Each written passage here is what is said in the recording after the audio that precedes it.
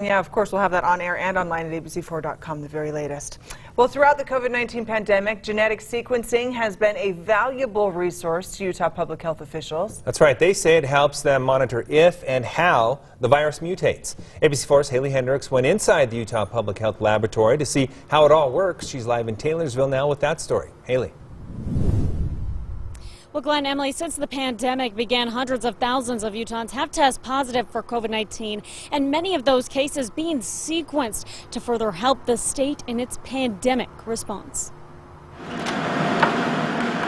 At the beginning, yeah, there really weren't variants of concern, right? It was just the virus. And so what we were using it for then was more for looking for outbreaks. Inside Utah's Public Health Laboratory, scientists have spent more than a year now sequencing positive COVID-19 cases from PCR tests.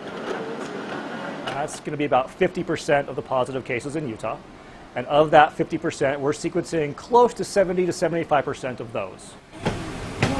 At the height of the pandemic, 10% of all cases statewide were sent here for genetic sequencing. If we can track and look at how that code changes over time and how it changes and is linked to something being more transmissible, we can then look for that in other variants of the virus out there.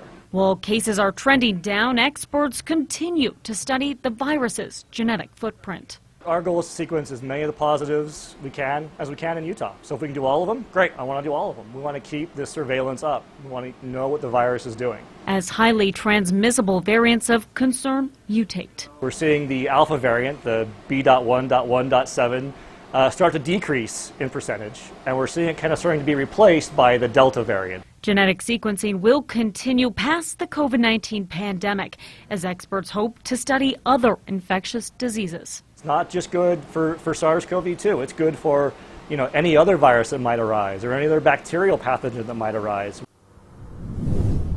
While 6 variants are of concern to public health officials, I'm told all 3 COVID-19 vaccines remain effective against them. Reporting live in Taylorsville, Haley Hendricks, ABC4 News. Thank you, Haley. We'll meet